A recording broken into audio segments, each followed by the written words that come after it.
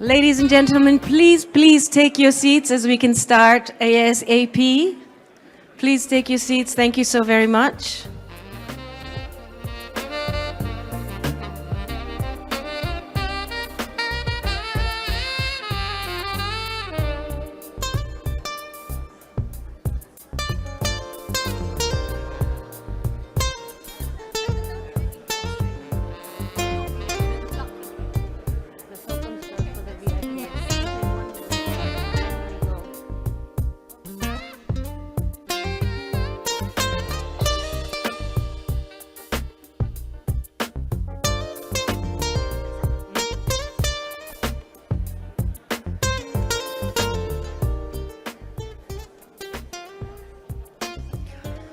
Please take your seats, ladies and gentlemen.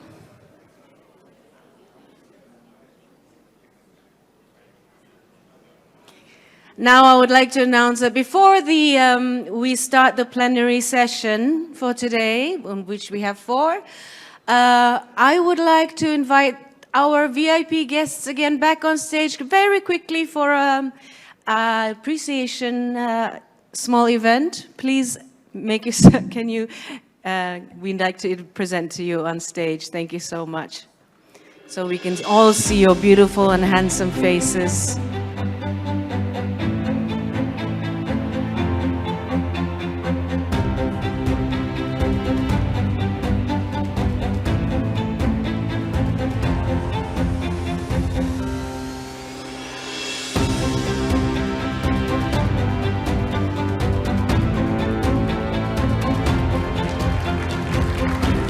Thank you so much for being here today. Smile for the cameras.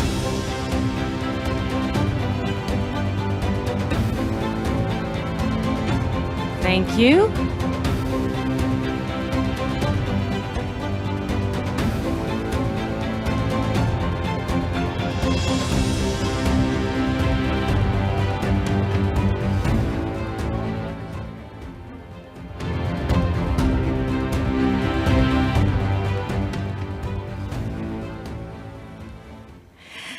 Distinguished guests, ladies and gentlemen, we shall now begin with the plenary address number 1, the role of carbon exchanges in facilitating the net zero transition.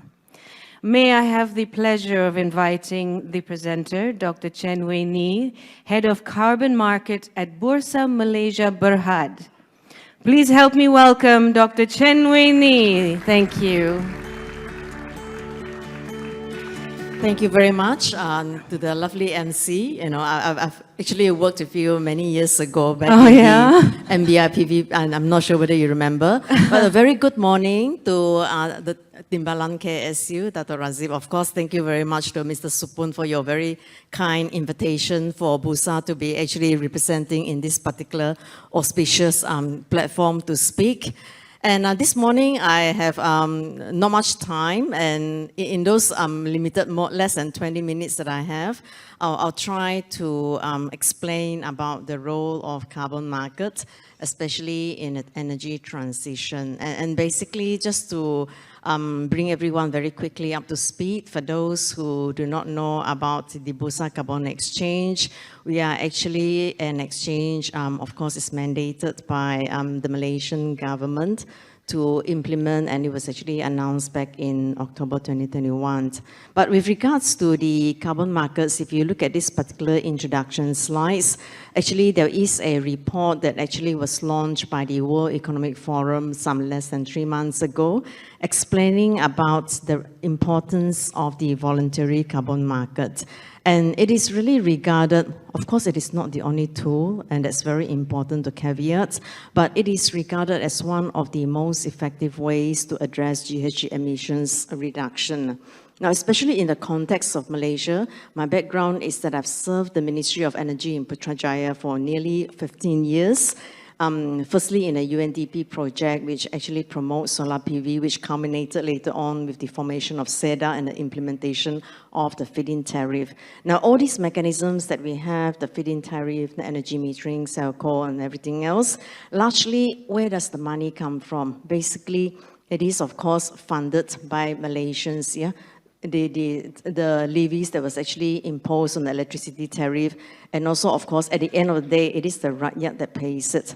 Now, under the voluntary carbon market scheme, it is very powerful because this is where private financing comes in to actually enable decarbonizing projects to take place. Now, even more importantly, under a voluntary carbon market scheme, it can actually help a country to actually achieve your NDC. And you can achieve that even though your carbon credits that are actually sold to corporate buyers that are outside of Malaysia. It is a very powerful narrative. So what it means is that if international buyer buys these carbon credits, financing is coming in from international. And this really embraces the UNFCCC's basic principle of common but differentiated responsibilities according to our respective capabilities. Now, within the context of the World Bank that have just released also a report, they've also mentioned that with the carbon market, they can actually reduce the cost of implementing NDC by more than half, as much as 250 billion by the year 2030. Now, with regards to the role of carbon exchanges, how does a carbon exchange facilitate a net energy transition? Now, actually, at the end of COP last year, there was actually the UN Sustainable Stock Exchange Initiative, the UNSSE, that actually formed an advisory group on the carbon market. And this is where, Bursa or Malaysia, we should be very proud because our CEO was actually co-chairing this particular advisory group together with the Egyptian Stock Exchange. And in this whole year, we actually developed this particular handbook that actually explains the role of the exchanges in facilitating this carbon market. And if you look at this particular framework, there are two key roles that an exchange can play. At a very high level role, it helps to facilitate a VCM ecosystem, yeah? And at a second, more exchange-specific role, this is where, in terms of a carbon exchange, how we can facilitate a much more liquid and transparent offering of our carbon projects. Now, this is where, for Bursa Malaysia, we are really very, very lucky because being linked to the government, what it does mean is that we do have very strategic positions when it comes to interfacing and bridging a dialogue gap between the federal, the state government, as well as the private sector representing from the international as well as the domestic sectors. Yeah, and of course, moving on to the next slide very quickly, just to explain to you that there are two key carbon markets today. And to frame it very simply, the voluntary carbon market space, companies take part of it without any compulsion. They are not compelled to do so. It is a voluntary scheme, and it is a reward-based mechanism. Why is it reward? Because for every amount of emissions reduction that you can achieve in your project, you are paid for it. Now, in a compliance mechanism, the most simplistic way to think of it is that it is a penalty-based mechanism. And if you are a company that are subjected to such compliance, and if you exceed what you are actually allowed to emit, then you would have to pay a price for it. And you either pay it in a carbon tax regime, you will pay a flat rate. You would know the rate upfront. Now, in an ETS mechanism, an emissions trading scheme, and like all trading scheme, the prices of what you are going to pay for carbon price would be subjected to supply and demand. But essentially, in an ETS scheme, the very famous is the EU ETS. What is being paid for is allowance. So allowance means it gives you the right to emit. So basically, to put it very simply, in a VCM, in a voluntary carbon market space, what we are trading are carbon credits credits that are generated from projects that either avoid emissions from entering into the atmosphere, or it reduces emissions from entering into the atmosphere, or it removes emissions from the atmosphere. So a very quick example about avoidance would be like projects switching from coal-fired power plants to renewable energy. So that means that you totally avoid any emissions. Now, when it talks about emissions reduction, it would be like, for example, switching from coal-fired power plants to gas-fired power plants.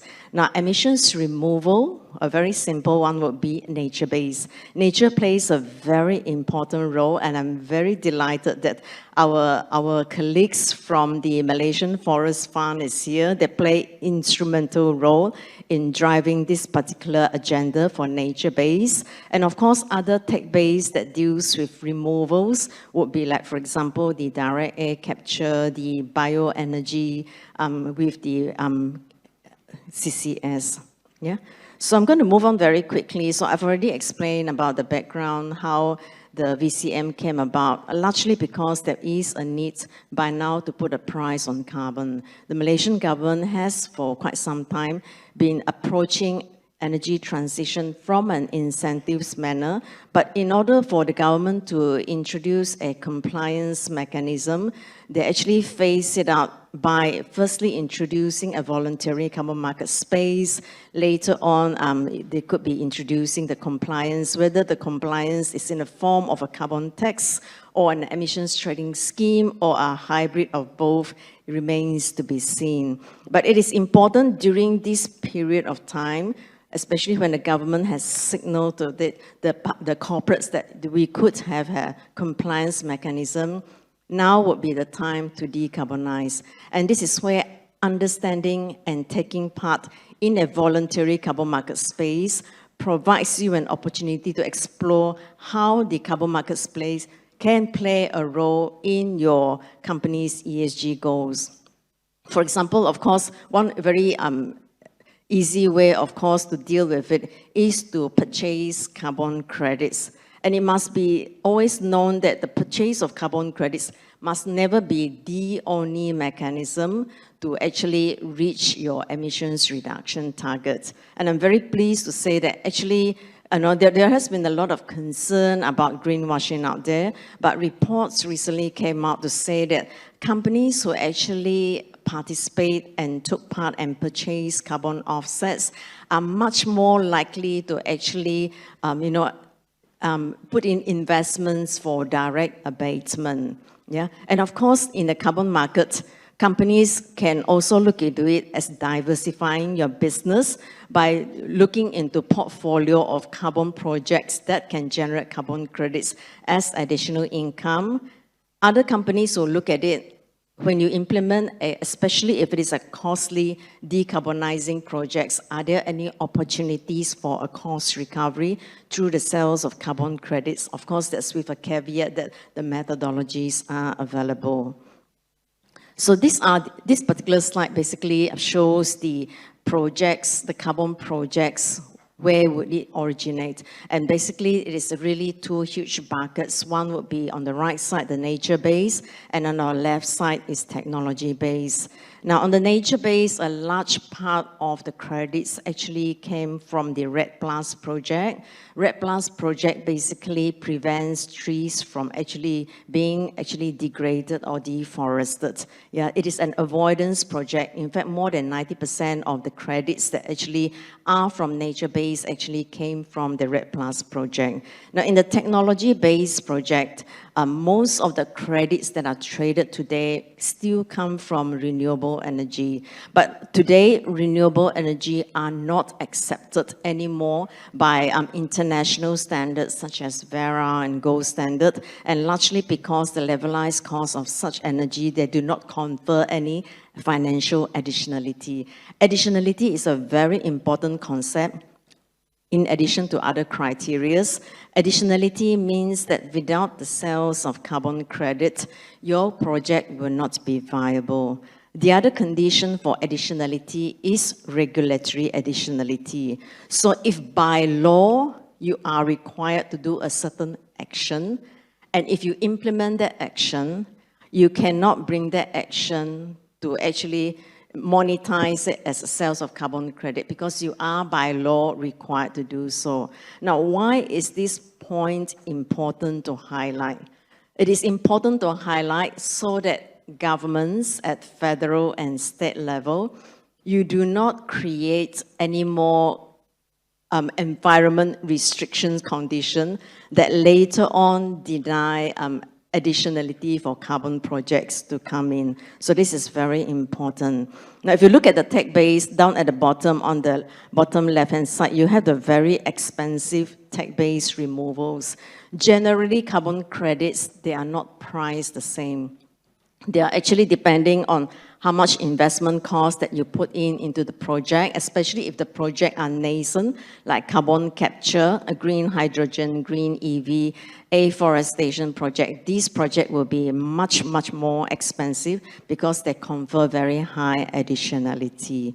Now move on very quickly, I only have 6 minutes left, and this is only like 7 slides out of 18. So what are the salient features of the Bursa Carbon Exchange? Firstly, we are very proud to say that, we meet the government's requirement. The government's requirement is that our carbon exchange must be Sharia compliant. So we're very pleased to inform that the government has actually announced, and this is really the world's first Sharia compliant exchange, and our standardized product that are traded in it are also, we have also received Sharia pronouncement.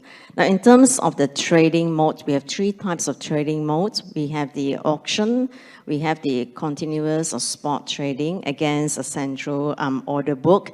Then we also facilitate off-market transactions. So off-market transaction means there are bilateral deals between 2 parties. You bring your deals to the exchange to have the exchange cleared so that you reduce your counterparty risk.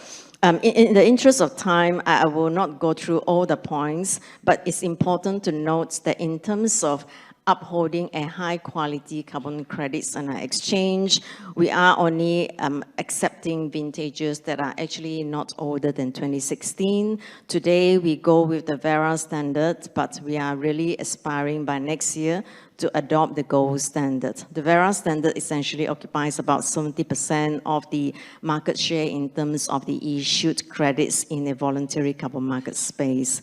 And the gold standard is roughly about 12%. In terms of standardized product, we do want to provide product differentiation. That's why we put our projects here. If these projects are from Malaysia, then it will be either called a Malaysian nature base or a Malaysian tech base. So this is one very important product differentiation. Now, the very reason why the government has an exchange in the backyard largely is to moot up an ecosystem. The ecosystem is a very important role for BCX to facilitate with key stakeholders. I can see across the room here, there are several key stakeholders. The Sabah state government is, of course, one of them, representing the state government. And we also have international project developers. EKI is sitting at the far left. And then, of course, the Malaysian Forest Fund and Control Union playing its role as a VVB, a validation and verification body. And together, of course, with MGTC, we signed an MOC collaboration with them earlier on this year. And this year, we actually launched a VCM handbook and at our Carbon Market Forum just a month ago. And today, the MGTC actually holds a VCM directory. So companies out there, if you are into the ecosystem, please do register your company with the VCM directory.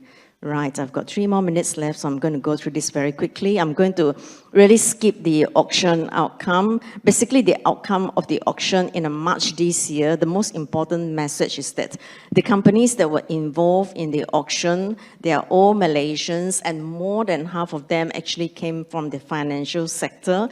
And it really aligns to the international messaging that for Malaysia, our financial sectors are really the agents of change when it comes to the energy transition. Very importantly, in the carbon-intensive sector, the ones that are very prominent in this auction are really from the oil and gas sector. The other part is on a trading platform, which eventually went live on the 25th of September. And today we only trade global credits, and largely because Malaysia, our ecosystem are still very, very new. And of course, what we are looking for next will be the introduction of the Malaysian credits.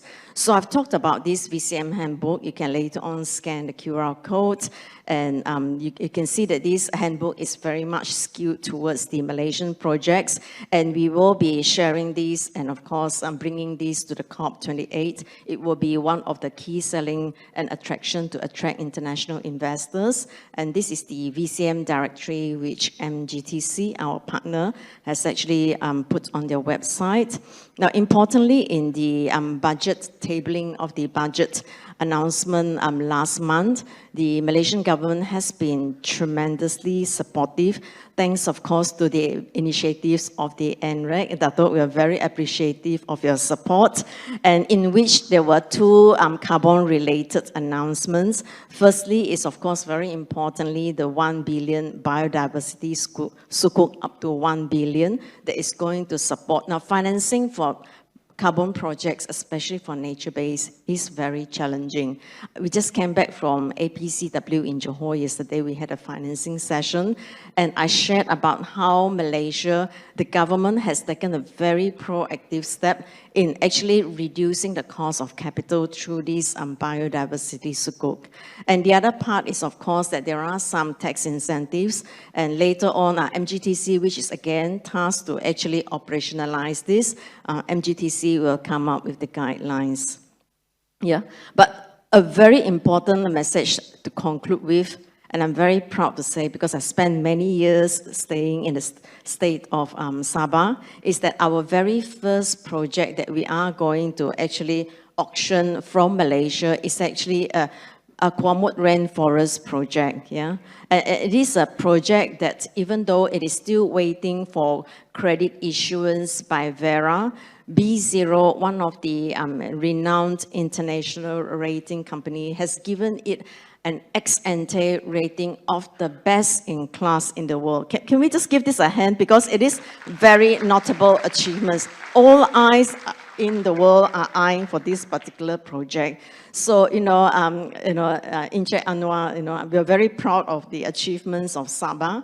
And of course, the reason why this project was very well accorded was the fact that it received a triple gold in terms of the core benefits in the climate means adaptation, and in terms of community and biodiversity. So there was rich engagements with the Kampung Quamut folks, and we really look forward to be able to even visit the site someday. So aside from that, Bursa Carbon Exchange, now we do acknowledge that liquidity is immensely low at the moment. And for us, it probably will be low for a couple of years until the ecosystem is much better developed. So Bursa Carbon Exchange, we are aligning with the greater Bursa's aspiration. Now, Bursa Malaysia is actually a multi-asset exchange. We are not just a stock exchange trading in the capital markets. There are other assets that we are trading. So in the same light, the Bursa Carbon Exchange is heading towards being a multi-environmental product. So the next product that we are looking, and we have announced to actually go for, is REX, the Renewable Energy Certificate. Then later on, I will see how the biodiversity credits move along, and if there are actually a credible registry and demand for biodiversity credit, then we can also embrace the biodiversity credit. In fact, at the APCW, couple of days that we were being asked to even also consider the plastic credits. So all these are still in the pipeline of the roadmap. So in the interest of time is completely up already, but I believe that these slides will be shared with you. And basically, these are the general FAQ that we have received on what will be offered and traded in the REX. And this is my concluding slides. Very importantly, is a call to action. If today you are a company, we welcome you to, of course, onboard BCX as a participant, and largely it is to demonstrate your sustainability leadership. Now, we do know that capacity building awareness are still very low. BCX team organizes on monthly basis, either webinar or workshop or sectorial roundtable in the industry for discussion. So sign up with us, write to us in our email address. Email address is not here, but it's bcx@bursa malaysia.com, and just said you wish to be in the mailing list. So I'm going to conclude and hand the floor over to the MC. Thank you very much.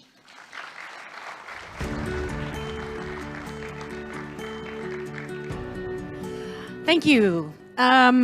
Now we would like to open the floor for some questions. We have a little bit of time for maybe one or two. If you have something that you would like to ask about, please raise your hand. We will pass you the mic. Anybody? Going once? Going twice? Jing, jing, jing. No? Zero questions at all? Okay, well then, in that case, we shall proceed. Thank you very much, Doctor, for your talk. We appreciate it, but don't get off the stage yet because we do have a small token of appreciation for you.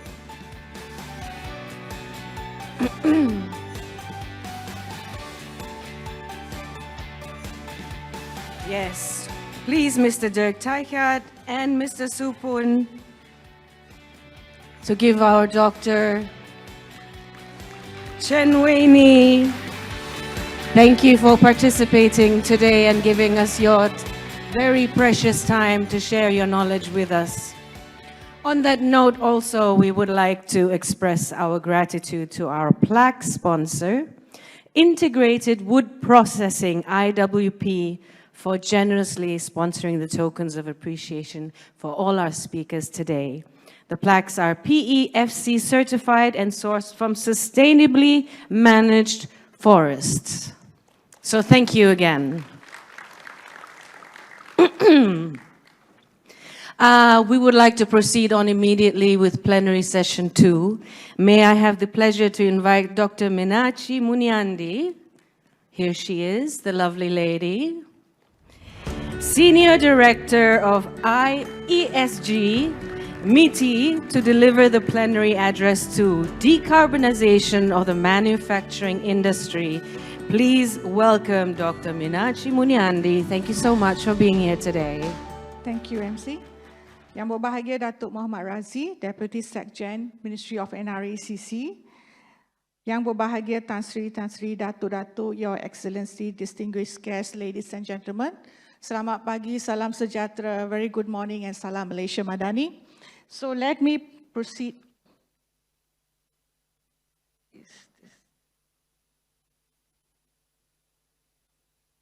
Where do I click? Is it moving?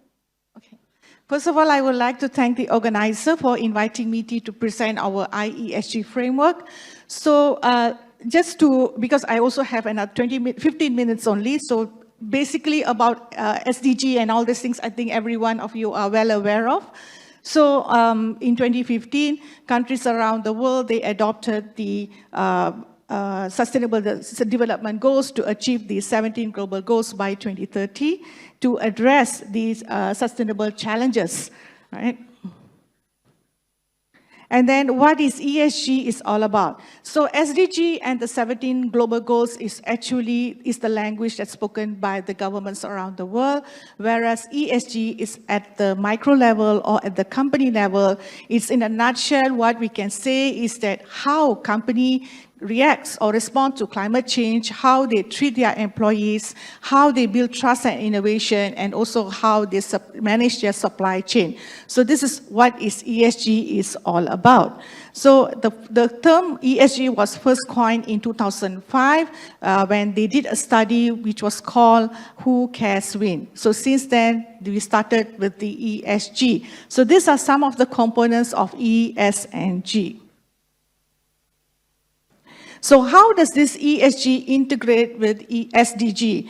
So if I have a company and I have implement certain ESG practices, for example, I pay my employees minimum wage, for example, and then if I say I have migrant workers and I conduct a proper due diligence in recruiting the migrant workers and I provide a proper accommodation for them, so indirectly I'm achieving goal number 8. If say I am sourcing materials from responsible or sustainable sources, then I am indirectly achieving goal number 12, that is sustainable production and consumption. So this is how ESG is integrated into sustainability or SDG. So when a company is doing a sustainability reporting, what they have to do is they have to show that whatever activities or ESG principles that they are adopting are linked to the SDG. So why do we have to embark on ESG adoption? Yesterday we had a session, and during the session some of them said why government want to push for ESG. It's not what the government wants, it's actually what the market wants. So everybody's saying that, oh, government should delay because SME are not ready. But this is not that whether government wants to delay or whether if the reason government came out with the framework is actually to support the industry, not that to make it as a mandatory requirement. It's the requirement actually comes from the market. So let's see, because Malaysia is a small and highly open economy, we dependent highly on trade. So we have to fulfill the requirements of our trading partners, such as the EU, the US, the China, Japan, India, whoever they are coming up with the requirement, we have to comply because we are a trading nation. Their requirement from Bursa, if your company want to be listed, you have to follow Bursa's requirement. If you want to get loans from bank, you have to follow financial institutions' requirement. If you want investors to come in, you have to follow SE's requirement. So these are the requirements from the financial institutions and also investors. And most importantly, also the requirement from the customers. You see, moving forward, we will have the millennials and the Gen Z will be conquering the market, right? For them, they are willing to pay additional dollar to get sustainable products. So the demand is there. And Malaysia, as a government, also we are committed to achieve the 17 global goals by 2030. And we are also we aspire to become a net zero country by 2050 and to reduce our GHG intensity by 45% as compared to 2005 level by 2030. So these are also Malaysian government's commitment towards sustainable development goals. So since November last year, we were formed last year, November, our division in MITI. So since then, we had conducted various stakeholder engagements before coming up with our IESG framework.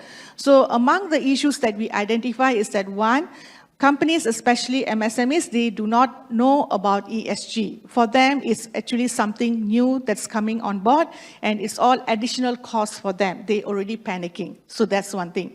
Second is that they do not have the resources. It could be in terms of skills or in terms of expertise or in terms of financial resources or the technology. Then there are so many standards and frameworks out there, so they are confused. Which one should I use? Should I follow Bursa? Should I follow GRI? Should I follow ESRS? Should I follow TCFD? So they are so confused out there, and all these standards and frameworks keeps on evolving very fast. So and these are some of the issues and challenges that are being faced by the industry players. On 1st September 2023, MITI will launch the new Industrial Master Plan. So it has 4 missions, and one of the missions is to push for net zero. And under the push for net zero mission, we have a goal to enhance ESG practices. So that was the reason that we launched the IESG framework on 2nd October, right? So the main Reason was that we want to support our manufacturing sector because it is one of the fastest growing sector in the economy, and it is the second largest contributor to GDP and also the main contributor to the export sector. And it also employs about 17% of the workforce in the country. So even though then the manufacturing sector is contribution to economy is quite significant, it is also the third emitter in terms of GHG after the energy and transport. And manufacturing sector also employs the largest number of migrant workers. It is not construction, it is not agriculture, but it's the manufacturing sector. So the exposure to ESG risk is quite high in the manufacturing sector. And the sector also has quite a number of, large number of micro enterprises. If you can see here, about nearly 60% of the establishments in the manufacturing sector are micro. Then we have about 4% of the medium size and 4% of the larger size.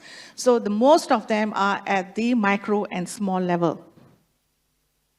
So with our ESG framework that we came out, so we are expecting like on average by 2030, 2/3 of our establishments or companies in the manufacturing sector will provide some kind of sustainability reporting. So when we wanted to do our sustainability reporting, we want to do our IESG framework, we came out with 2 phases because it should be gradual move. So the first phase covers from 2024 to 2026, which we call as just transition. The second phase is beyond 2026, that's 27 to 2030, which will be the acceleration phase. So what the reason is that we need to equip our industries so that they are well prepared and then to meet the requirement of from the international or the trading partners. And we also do not want to overburden the businesses. So that's the reason we had it in 2 phases. So this is the overview of the framework. You can see it is guided by the overarching SDG, 17 goals. Then we have 12 Malaysia Plan. And then there are 2 documents by MITI. One is New Investment Policy, another one is New Industrial Master Plan. Both documents emphasizes on ESG practices. Then we have the IESG framework, which envision to foster economically beneficial, environmentally sustainable, and socially equitable manufacturing sector. It has 4 components: standards, capacity building, financing, and market mechanism, with 17 strategies and 50 deliverables, will be supported by 6 enablers, which are the stakeholder engagements, skills and capacity, financing and incentive, digitalization, technology, and policies and regulation. It also is aligned to other national policies and which will be coming out soon, some of it, like for example by NRECC, the LTLS, and also the NDC roadmap, which will be announced soon. So the main objective of the framework is to build and strengthen a system that to encourage the manufacturing sector and to enhance ESG practices in the manufacturing sector. So how are we going to do that? First, we want to conduct readiness assessment of the current companies in the manufacturing sector, and then provide clear, consistent, and coherent guidelines, and support them by providing enablers such as capacity building and then financing. All those we will be supporting through that, and also estimating GHG emission by the subsectors in the manufacturing sector so that we will be aligned to meet the net zero emission by 2050. So the expected outcome is we will have a clear transition plan in our ESG journey. Then with that, we will have more investments that are aligned to SDG, and we can expand our export market. At the same time, we will also be able to achieve our net zero target.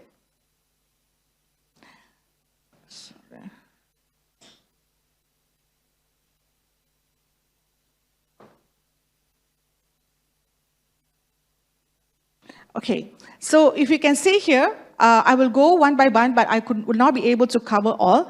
So under the standard, the first thing we have is IESG ready, then IESG start, and then digitalized data. So I will cover some of it. Okay, if you can see here, These are some of the standards and frameworks that we have currently. On the top is all at the international level, and the second row is at the national level.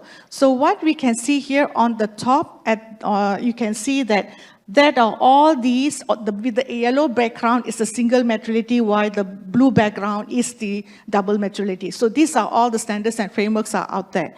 And at the national level, we have Bursa, we have SE, we have Bank Negara CCPT, we have also CM Square Simplified Guideline, and SSM also, they have Business Review Report under the Director's Report, and also for CIRIM, they have come up with the CIRIM 51, which is a list of ISO standards in that. So all this will tell you what are the requirements or what are the indicators that you need to disclose if you are doing your sustainability reporting.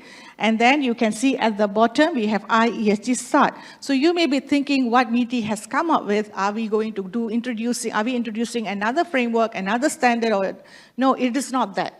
Yeah, we are not introducing another new standard or new framework, but what we have introduced is a toolkit. Yeah, it is a starter kit to help companies to do their sustainability reporting regardless of whatever standards or frameworks that they are using. So once it's done, we also collaborate with Bursa, because Bursa is going to come up with their centralized sustainability intelligence, which will be anchored by the listed company. So if, for example, you have Petronas, and all those who are supplying to Petronas, they also have to report into this platform. So you can use this IESG Start, which is a starter kit to do your sustainability reporting before you could disclose it on the platform. Apart from that, we also have LCOS by MGTC, which is actually a tool for you to calculate your GHG emission. So as I mentioned just now, it is mapped to other standards and frameworks that are out there. So for example, if you want to look into total energy consumption, how do you want to disclose that? So you look into the starter kit, chapter 3.1.2.1, and then you can see that it is aligned with the rest of the standards and frameworks out there. For example, CM Square, Business Review Report, and then GRI, ESRS, it's all linked there. So you can definitely use the starter kit to do your sustainability reporting, regardless of your standards or frameworks that you're using. So before getting into the starter kit, you go to MITI's website, and then you click on IESG. You will be able to access our readiness assessment. It is a free readiness assessment. You answer a few questions, and then towards the end, you will know where you are in terms of your sustainability or in terms of your ESG practices. You will know whether you're at a basic or limited, evolving, or advanced. So once you complete that, you click the button there, then you will be able to download the IESG Start. It is a thick document, more than 200 pages, but it does not mean you have to read everything. Just choose which is relevant to you. Okay, so as I mentioned, on the chapter 1, it's all about the starter kit and how to use it. Chapter 2, we provide step-by-step how do you do sustainability reporting, how you set your target and baseline, how do you do trend analysis, how you engage your stakeholder and identify your material topics. So that's in chapter 2. Chapter 3 on environment, 4 on social, 5 on governance. So if you look into this, as for example, in chapter 3, energy management, emission management, water management, and waste management. If you look into energy management, it will be, you can see 3 colors, amber, yellow, and green. So what does this mean is that under the energy management, there are few. One is total energy consumption. If you're a first timer, the first time you're doing sustainability reporting, then you can disclose on total energy consumption. After 2-3 years you have done, you can do trends and analysis, which will be color-coded in green. So that's how you do the sustainability reporting. And for each of the components that you're disclosing, we describe it, what is it about? Like, for example, total energy consumption, what does that mean? And then we provide you formula, how to calculate it. You've got conversion factor, we included the conversion factor into that, and it is the internationally recognized conversion factor. And what are the data that you need and where you source your data? And we provide with some calculation, examples of calculation, and what are the laws and regulations that are aligned that you need to meet in terms of that total energy consumption consumption disclosure, and then step-by-step method how you do the reporting, and also some measures we recommend for you to reduce energy consumption. So it's all there in the document. Read through it and get familiarized with it. So during this first phase is that you do your assessment, download the starter kit, familiarize with all the indicators that are there, do your stakeholder engagement, and identify which topic is most relevant to you, pick it up from the starter kit, and you can start doing the reporting. And then, as I mentioned just now, these are the details, like for example, so on the energy reporting, you have total energy consumption and energy intensity, which you can report on the first year. And then subsequently, you can report more elements if you have, right? And then we have given you like formulas, and then it's all simple formulas. And then conversion factor here, like how you convert all the energy sources that you use into single or standard metrics. Like now here, we are converting all to become kilowatt hour, right? And then this is all just the examples. And from the capacity building part, we are doing a lot of awareness program, like what we are doing now here, participating in events organized by other parties, and also our own events. We also conduct clinics to handhold companies to do their IESG, use IESG Star to do their sustainability reporting. We had done just recently on 9th November. So then we also do a lot of awareness program, doing outreach, going throughout nationwide. Yeah, we went few places already. Next week we are going to Sabah, and we are going to Penang as well. So what we call this is as Kenal ESG. Yeah, it's called Kenal ESG. And our program is not only for private, but also for the public sector, because civil servants, they need to know their role in ESG, because every time they will think it is the duty and or what you say, responsibility of NRECC, but nobody else. When you talk about sustainability and climate change, it's all NRECC, nobody else. So we need to remove that mindset from our civil service. So everybody need to come on board and then learn about sustainability and ESG. So we have done once webinar through Intan, and we are doing more next year. And these are some of the some of the measures announced in the budget. One of it is actually any expenditure that related to ESG, it is tax exempted up to 50,000 ringgit. So that's one. And then the extension of Gita Gite. And we also have some grants available under NIMP 2030, and that will be announced by next year. And those who are purchasing MGTC's LCOS through MITI will get some discount. Yes, sir. Yeah, we'll get some discount from MGTC. So these are some of the events or supporting measures that we are doing to support companies to embark their ESG journey. This is actually a modeling that we are doing with to estimate sub-sector reduction. That means, say, if iron and steel, how much GHG they need to reduce annually to achieve net zero emission by 2050. Then we have SDG investor map, which we worked with UNDP, identify investment opportunity areas that are aligned to sustainability. It is available on UNDP website and also on MIDA's website. So investors who wants to invest, they can choose these sectors. These are the SDG aligned sectors, right? And then definitely Dr. Winnie already spoke about carbon pricing, so I don't have to go into detail, which most likely the study will be, and we will know the findings by next year. That's all, thank you.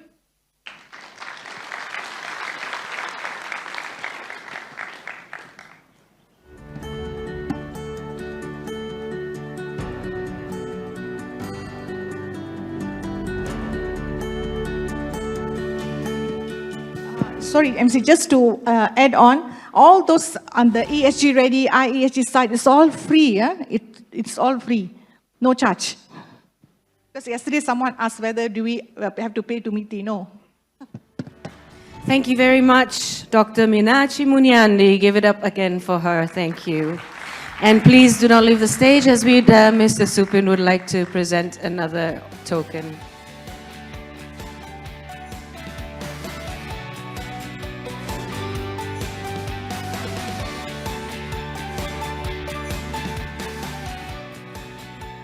while we do that, I would like to ask you again if you have any questions. Yes, there is one question, so doctor, please don't go anywhere just yet. We are passing you the mic right now. There's a little friend of mine coming over. Please, could you stand up and introduce yourself and let us know from what organization you are from? Thank you. Good morning, everyone. My name is Debbie. I'm from Orbis Business School. We collaborate with the Malaysian Dutch Business Council. I'm very honored to be here today. Thank you. Doctor, we are providing training on the ground to SMMEs or MSMMEs. And one of the biggest problems is the level of complexity in terms of the various frameworks. And your presentation, in fact, highlighted that. And that is something that I think frightens a lot of small businesses because it just seems like a bridge too far. There are so many frameworks, there are so many policies, there are so many ways. And I think, you know, in another conference, someone said focus on the large emission problems because that's kind of 80% of the problem and the rest will follow. But perhaps as a secondary issue, is there not a way to create a framework for smaller businesses that is easier to understand and digest? Because as it currently stands, for small businesses, this is almost a minefield that they are literally incapable in many ways of following, simply because the complexity is so intricate and beyond the scope of what they have the capacity to do. Large corporations can hire the PwCs of the world. Smaller guys cannot. So I think this is something that we are certainly encountering in our training in the marketplace is how the small businesses are fearful and actually not able to address it because it's so difficult. Thank you. The main reason we came up with the IESG Start actually to help the MSMEs to do their sustainability reporting by themselves. That's the main reason we came up with that starter kit. So when we conducted our clinics, when we did our hand-holding, the half-a-day session itself, some of the MSMEs, they already understood how to do their sustainability reporting. It's just that they have already started doing it, only they have not documented it properly. Like for example, energy consumption, they could trace it through their bills. But only thing, there's no one to guide them. So that's why we came out with the starter kit. We do not want to come up with another framework, another standard, which already available out there, like a simplified SME guideline by CM Square. It's already there. It's for the MSMEs. And in that guideline, if the company say they have conducted their stakeholder engagement and they found which are the topics they need to disclose, but they do not know how to disclose, they can refer to the starter kit because it gives you a step-by-step guidance. So even without engaging any consultants, they can do, I can guarantee that they can do their sustainability reporting by themselves by just referring to the IESG Start, because we have experienced it through our clinics that we have conducted. Thank you. There's one more question. Yes, Mike, coming to you right now. Please introduce yourself. Hello, my name is Dennis. I'm from Jurgen sector. Actually, I believe last year I was involved in the focus group for consultation, which MITI had organized. So I do realize that MITI's role is actually to get companies, especially manufacturing companies in Malaysia, ready for export to meet the requirements, the ESG requirements or sustainability requirements from specific regions. And from what we knew before, I think one of the highest standards was the European standards. So from this consultation, it seems that MITI had paved the way to get ready the manufacturers to meet the different standards from the different jurisdictions to help in the export of our country, from our country. So my question is actually, since the launch of MITI IEG, what has been the progress from most of the manufacturers here in Malaysia to comply with the requirements? I know that it's probably easier for larger companies. I'm not even talking about Bursa listed companies. It should be no problem for them. But what about the micro SMEs? So I would like to get your input on this. Thank you very much. Okay, we launched the framework on 2nd October, right? And then since then, we have been on our outreach programs going nationwide, telling industries about our IESG start and IESG framework. So we had quite good response from the industry players. Every time we have our audience reach nearly 200 packs. And then also we could trace from our website how many have downloaded conducted their ESG readiness assessment and also have downloaded the starter kit. Of course, we have not known whether they have already doing it or if they have not doing it, but they have already downloaded the starter kit, which we could trace from that. And then I would like to reiterate that this starter kit is actually to help companies to do their sustainability reporting regardless of any framework or standard they want to use. If say they are using GRI, they can continue using GRI. GRI you can just download, and then say in GRI they are asking the companies to disclose for example, total energy consumption or scope 1, scope 2, scope 3, right? So GRI will not give you any conversion factor, how you calculate, all those examples is not available. But this starter kit will help you to do that. So if the GRI is asking you to do scope 1, then this starter kit will tell you where to get your data for scope 1, and then what are the data that you need to do, and what are the conversion factor that you can use, and we also give you examples of how to calculate, right? So once you have done it, you already get your answer, then you can use GRI, but you can put whatever calculation, whatever findings that you get into the GRI. So it is regardless of which framework or standard that you're using, eventually it definitely depends on your stakeholders' requirement. If you're exporting to the EU, if they say they want GRI or ESRS, you can use that, but to support using that is the reason that we have the starter kit. And apart from that, we also need to green the whole supply chain. It's not only those who are directly exporting, but also who are indirectly related to the export sector. I may not be directly exporting, but I may be selling to someone who's exporting. So even my contribution comes in indirectly, I also need to make sure that I start doing sustainability reporting. So that is the reason that we came up with this, is to help not only for the exporters, but also to those who are supplying domestically, as long as you are in the supply chain. Okay, thank you very much. Thank you, Doctor. That ends our Q&A session for plenary session 2. Without further ado, we would like to proceed immediately to plenary session 3. Together with Puan Zuaida Abdullah. May I have the pleasure to invite her on stage. Director of the Services Development, Malaysian Investment Development Authority, to deliver the plenary session 3 with the topic, Fueling Sustainable Development Through Innovative Green Technology Investment Incentives in Malaysia. Thank you very much.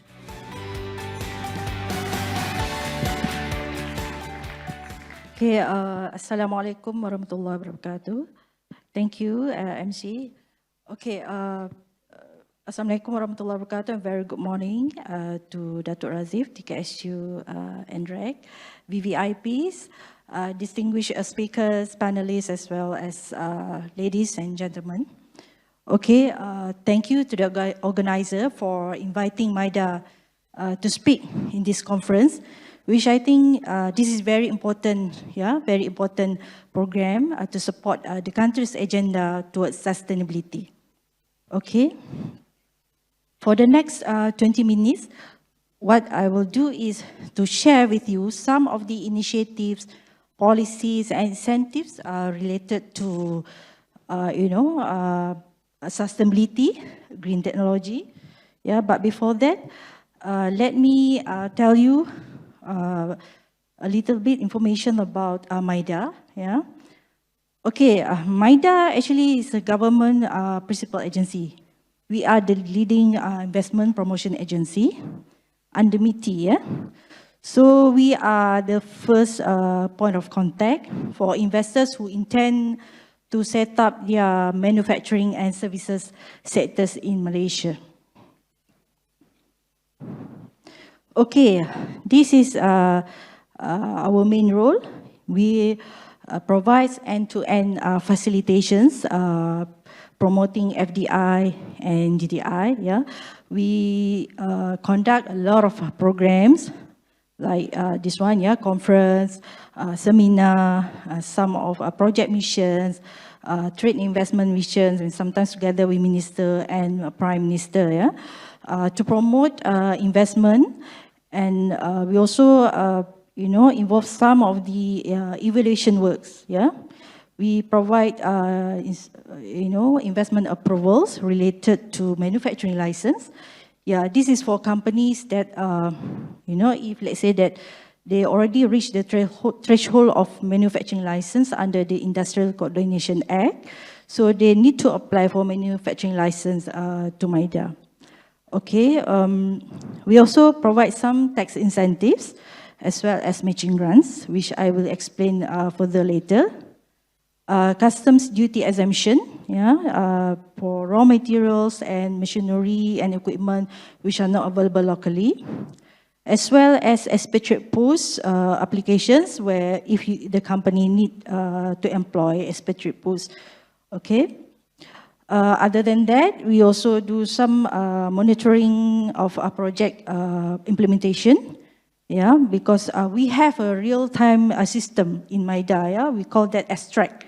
So this track actually is a system where we can monitor where is the stage of, approval for that project.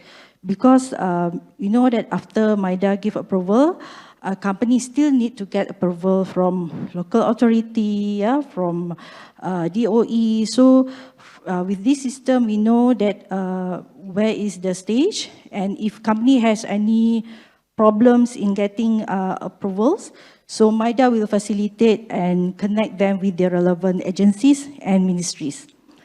Okay, other than that, we also provide business facilitation.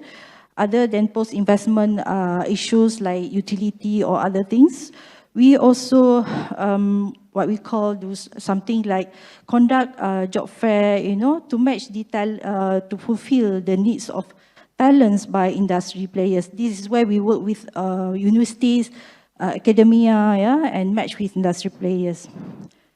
Local sourcing of parts, components, modules.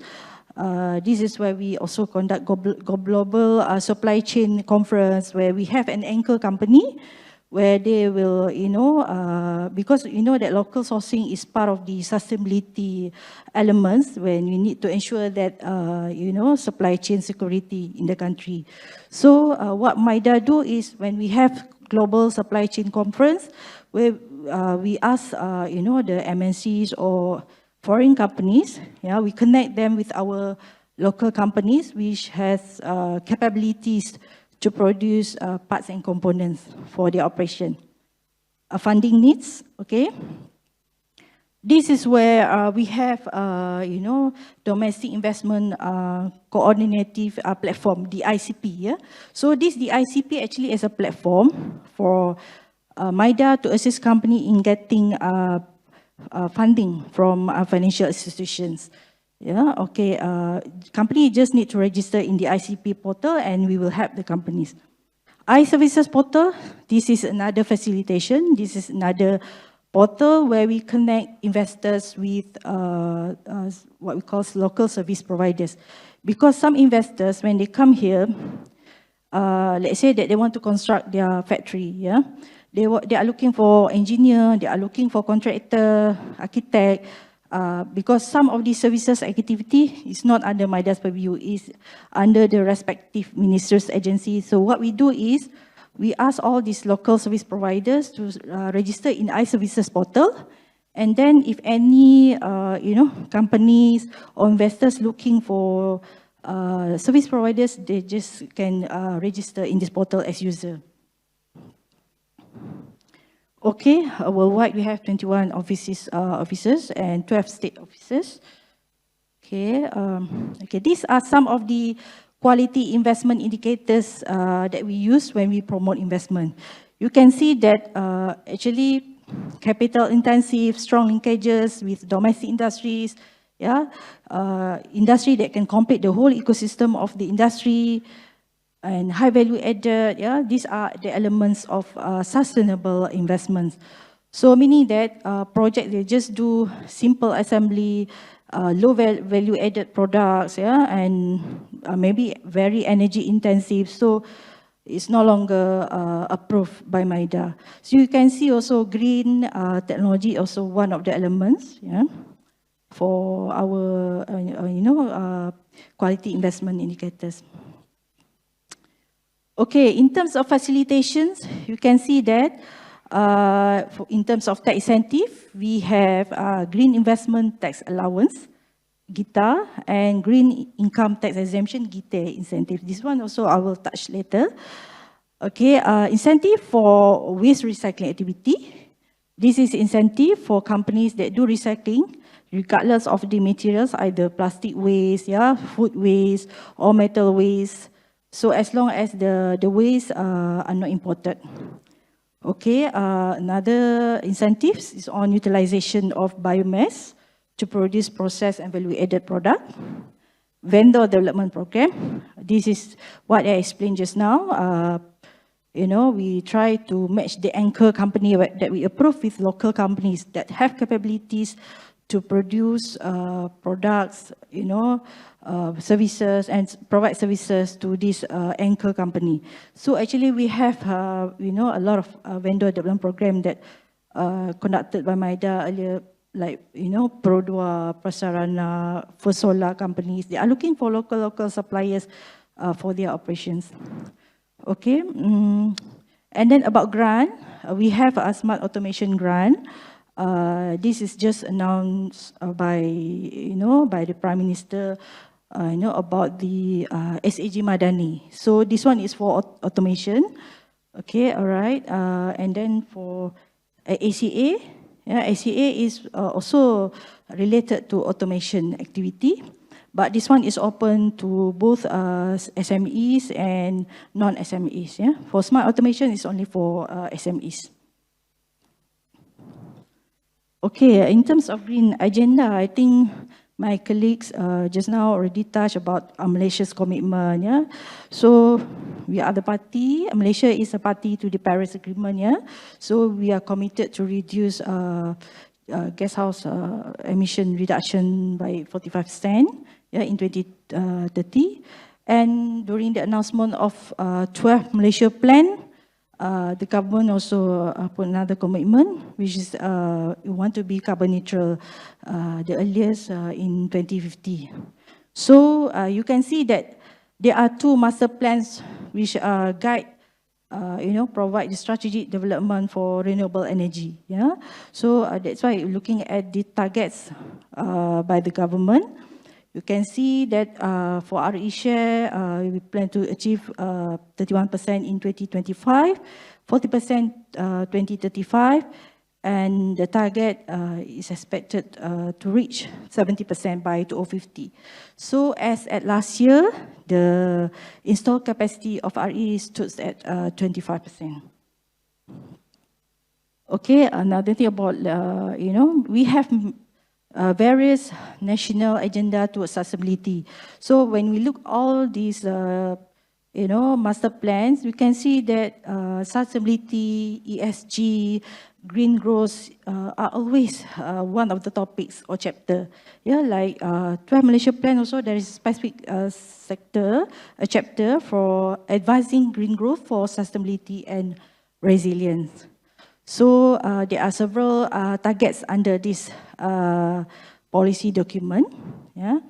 Also, NETR is also another, roadmap that launched in August this year. So actually, this is to accelerate, the energy transition from traditional, fossil fuel to renewable energy. So you can see that actually the investment for energy transition is expected to reach 435 billion to 1.85 trillion ringgit Malaysia by 2050. And in this NETR, you can see that 6 key, energy transition levels: energy efficiency, RE, hydrogen, bioenergy, green mobility, and CCUS. Okay, both of these are under MITI, yeah? So already announced that we want to have aspiration towards sustainability, yeah? So we can see that under NIA, ESG is the key overarching theme for NIA. So what we plan to do here is to strengthen Malaysia's foundation in terms of practicing ESG, yeah? So we want to be strong ESG, so companies that we want, if they, let's say that they want to have operation in Malaysia, they need to adopt ESG practices, or company that already in Malaysia, they need to change their business practices towards ESG. New Industrial Master Plan, this is also explained by my colleague just now, so I can skip.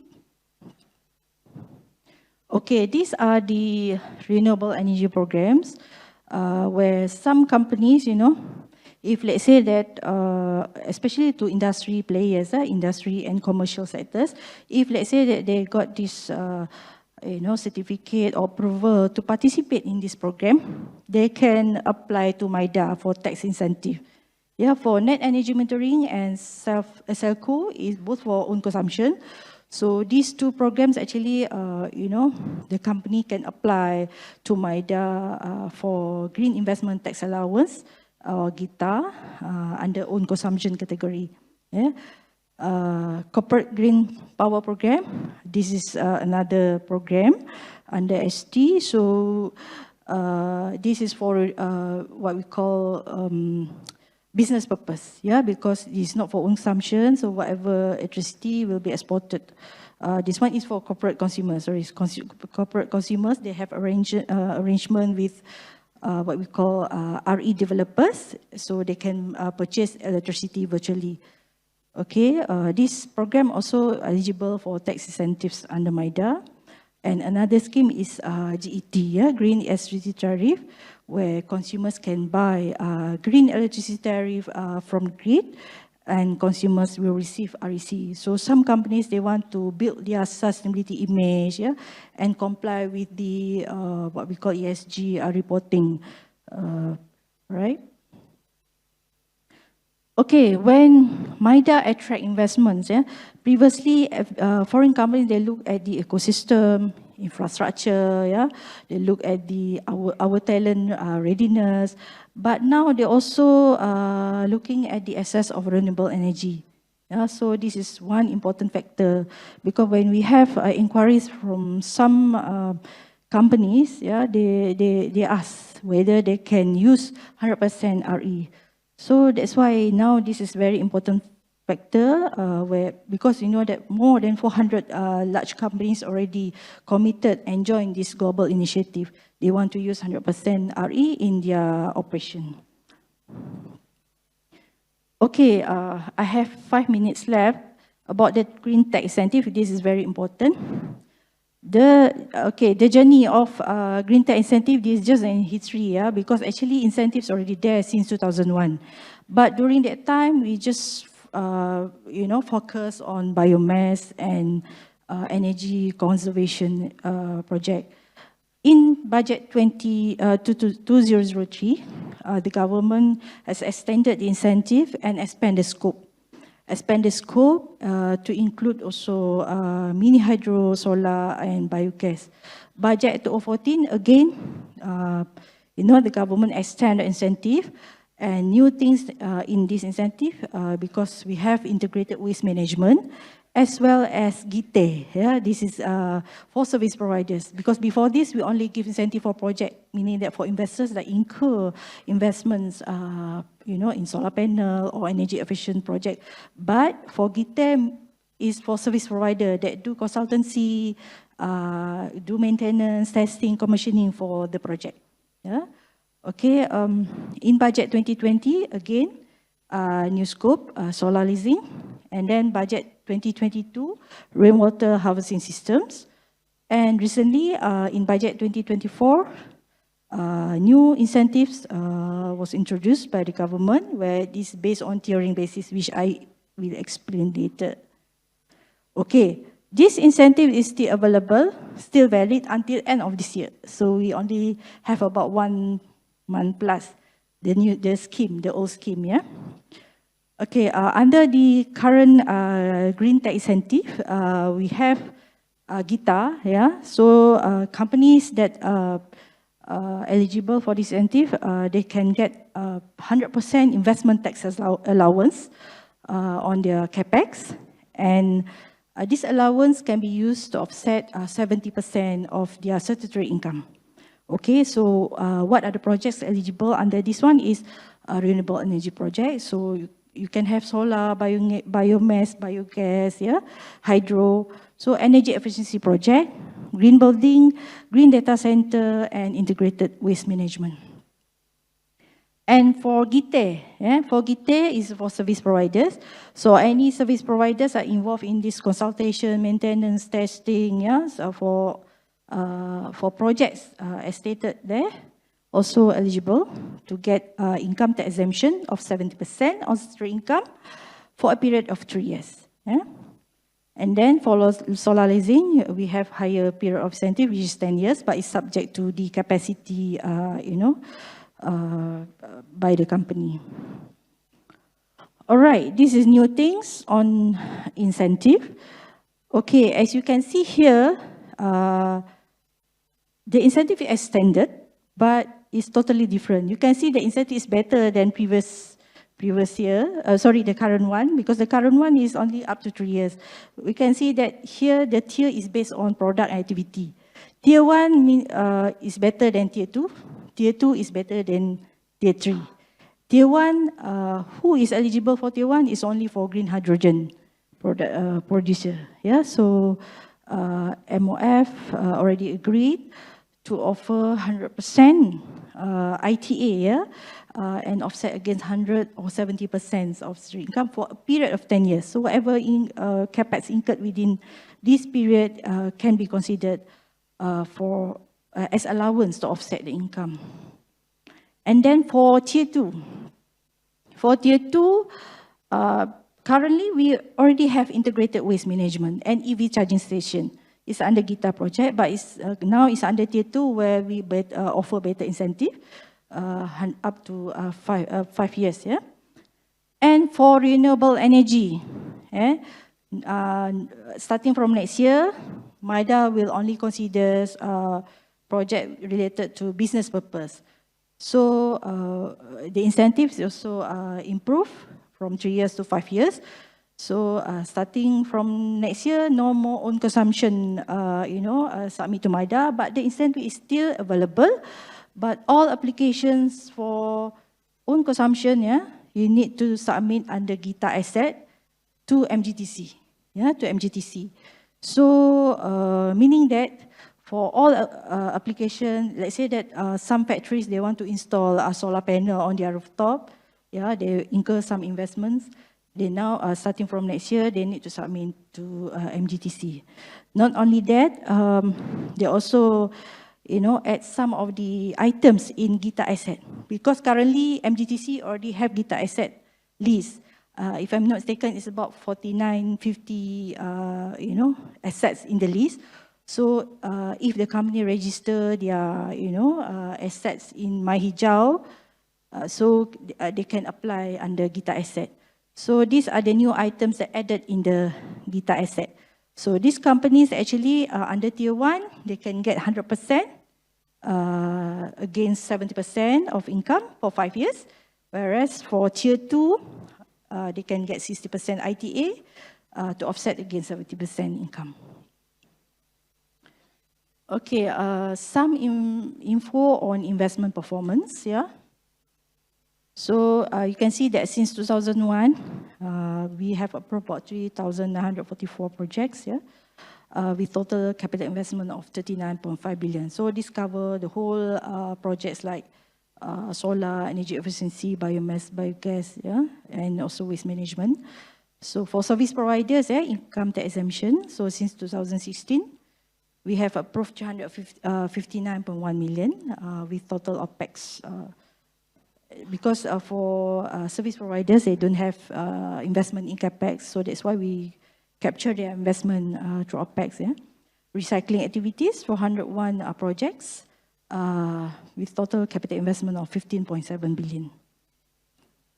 Okay, for applications, all applications must be submitted online, yeah, through this URL. So what we will do is, whatever projects must be submitted before you incur CapEx. Yeah, because after you incur the CapEx, then you submit to MIDA. So actually, based on the current policy, the company is no longer eligible. Yeah, so that's why what we do is we will check the eligibility criteria first. And then if the information is complete, we will prepare an evaluation report and present it to the National Committee on Investments. And for your information, NCI, National Committee on Investment, is represented by senior level of management from EPU, MITI, Bank Negara, MOF, IRB. So normally, the decision of the projects, because we will deliberate the projects in the meeting, if no issues, and then automatically will be approved in real time. And company will issue interim approval letter, but after that there will be another steps where company need to get validation from MGTC before they claim to IRB. Okay, I think that's all my presentation. Thank you very much. Okay. May I quickly invite Mr. Marco Winter, Executive Director of the Malaysian Dutch Business Council, to present the small token. Thank you.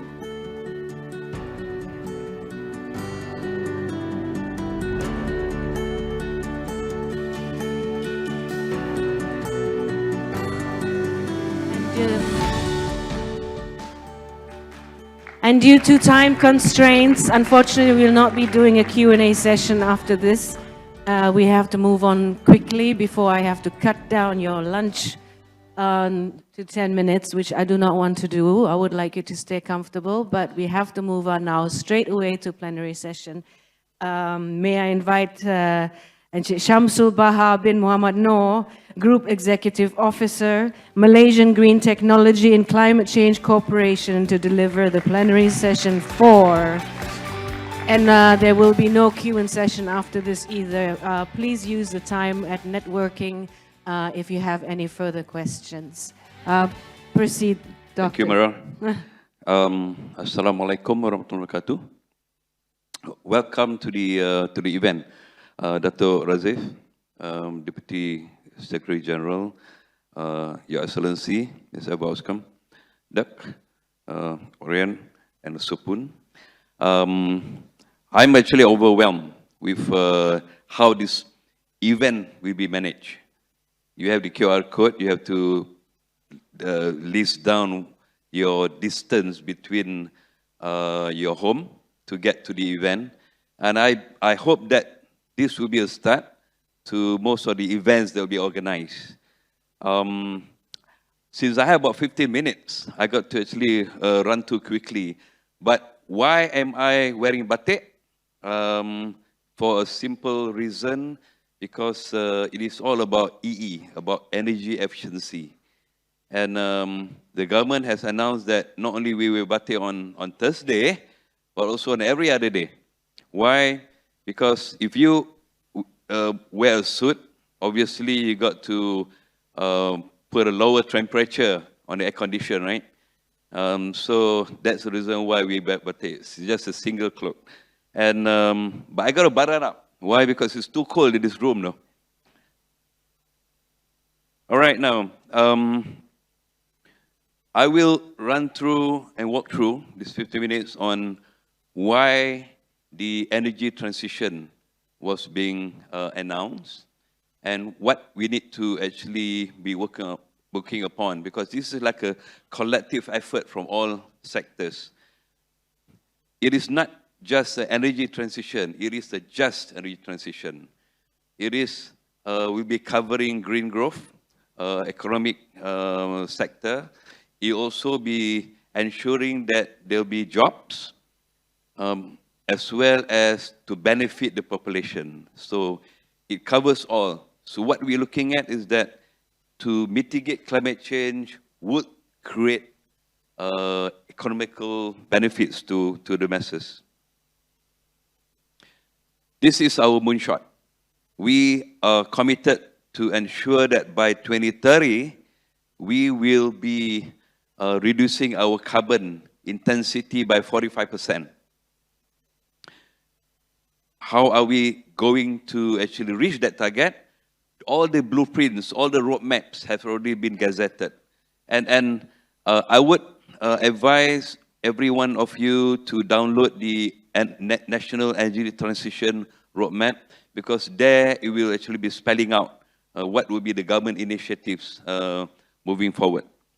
And the other moonshot that we have agreed upon is to be a net zero greenhouse gas emission nation by 2050. And I guess that most of the countries around the globe, they are very much committed towards it. We are committed to reach the target as well.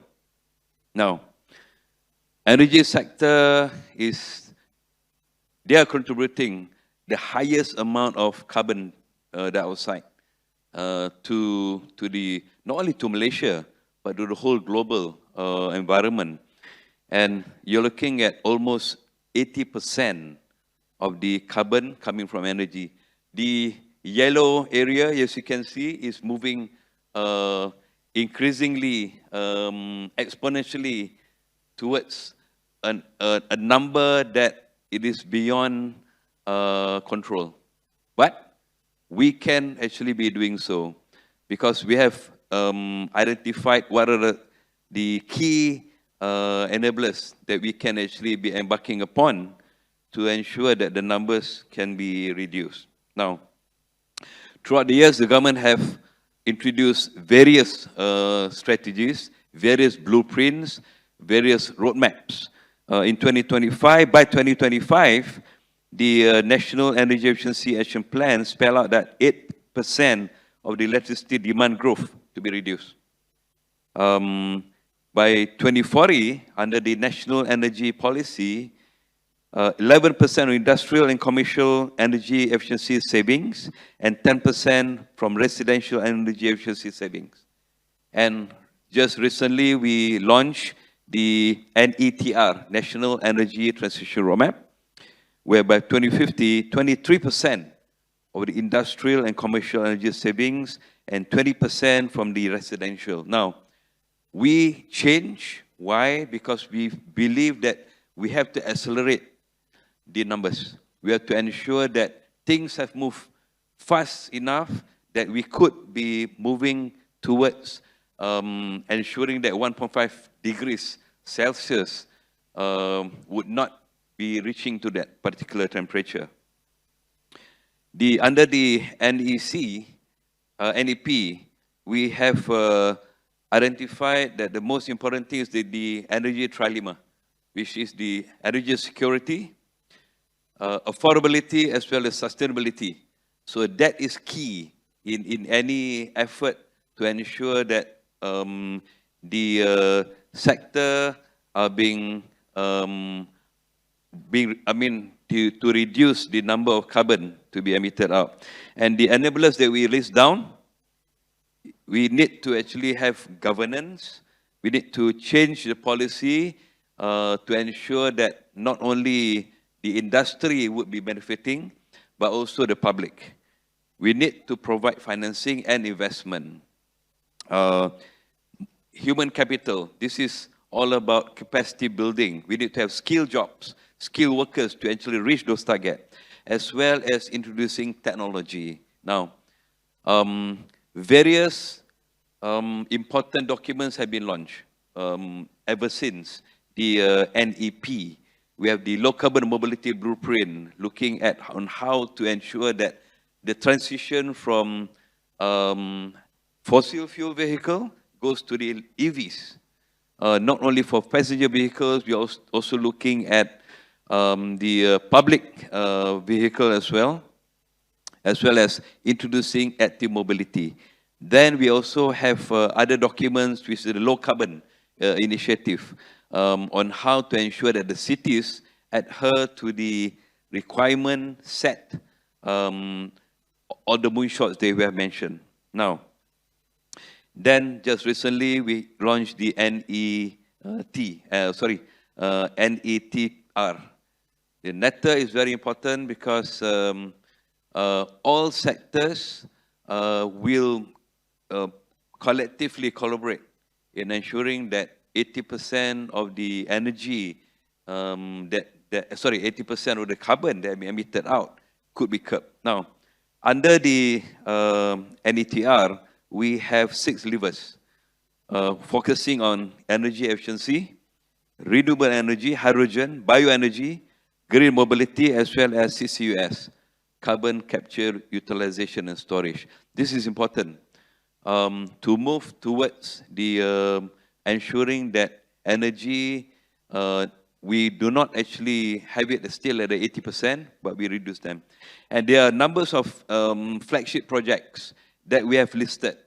Do download the document, because this will actually be translating to what needs to be done. Now, all the 6 levers that we have percentages, we have targets to meet on the responsible transition. I'm just going to share a few important ones that we have to actually understand that what Malaysia is doing. Coal under renewable energy, we have to ensure that there will be 0% utilization of coal by 2050.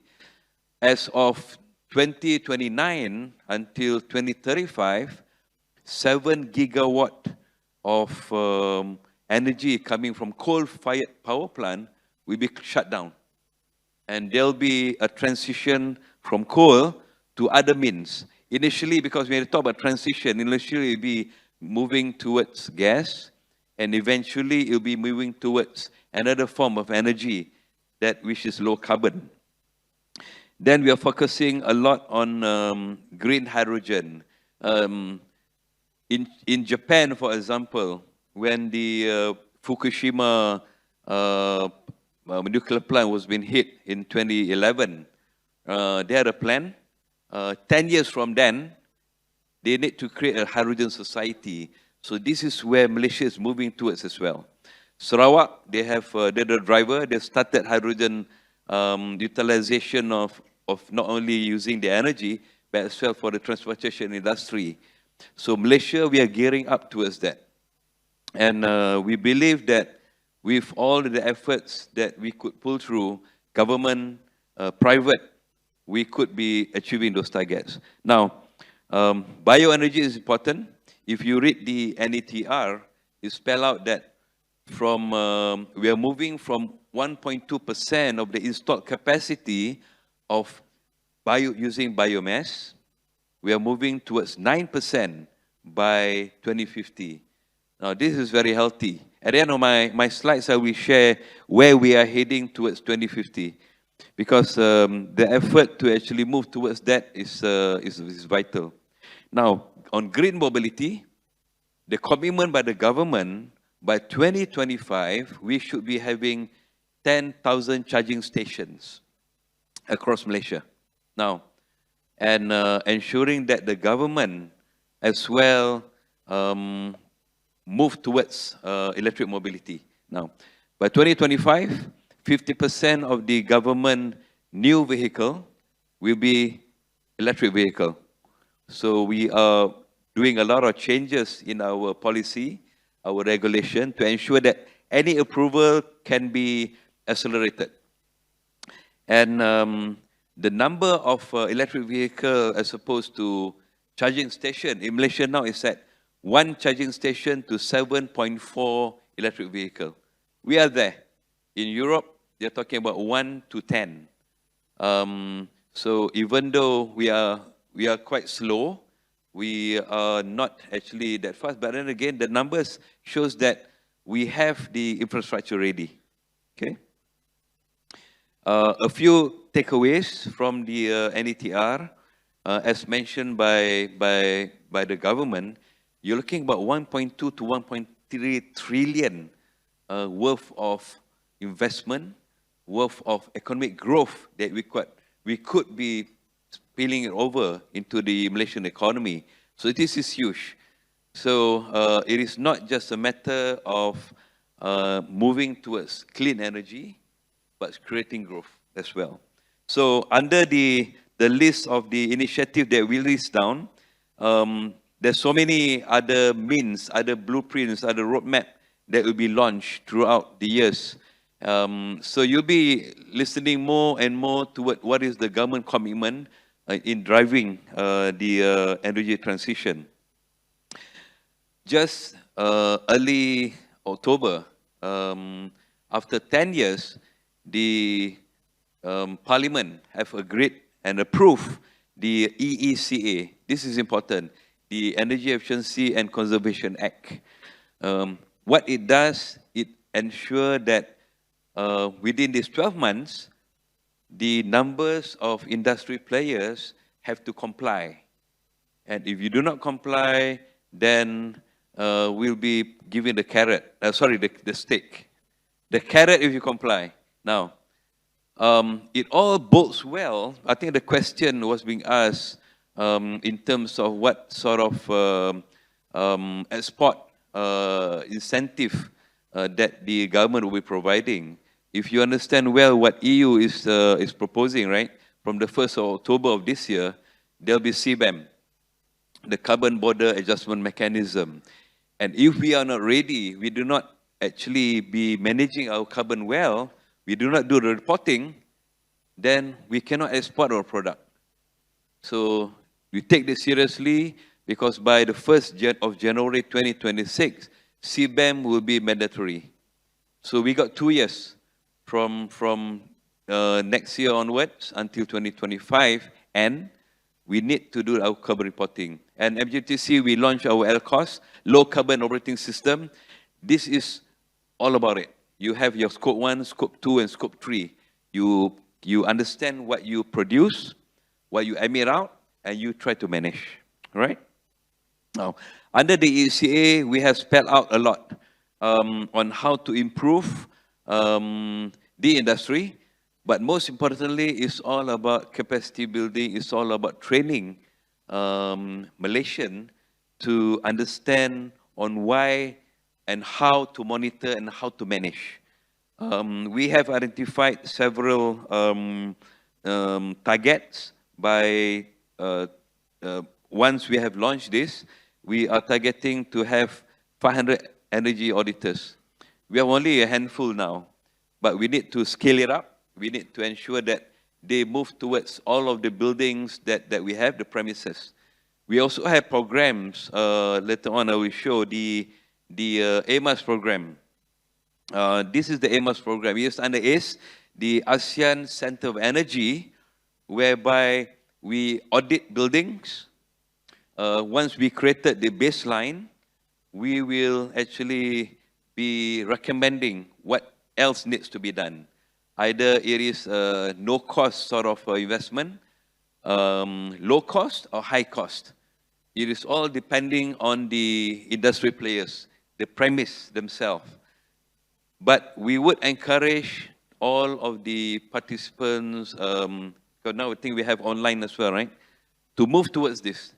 Get your building, your industry, your factory to be audited,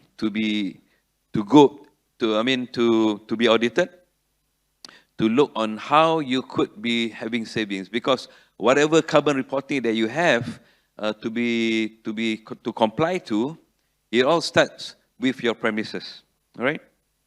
Now, It's just a snapshot of what we have done throughout the years. Under the EMGS, we managed to reduce the number of the savings, the energy that they use in hospitals, especially.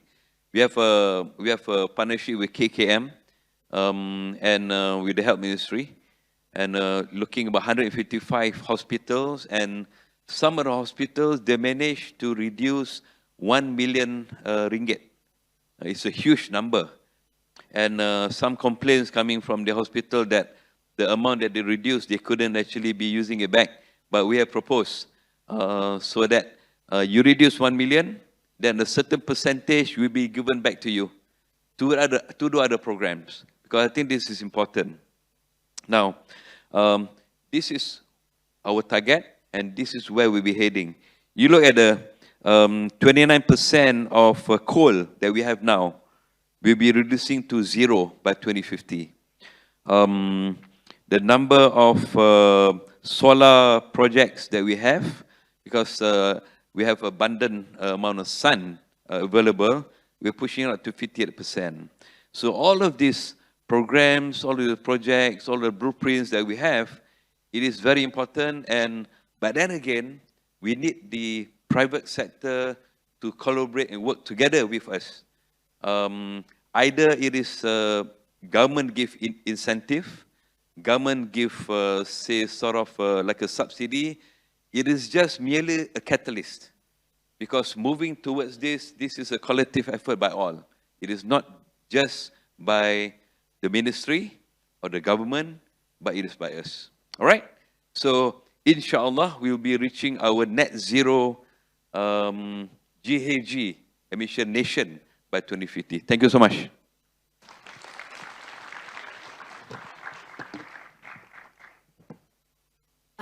As per usual, we would like to present a token of appreciation, Mr. Supun, together with our Deputy Ambassador.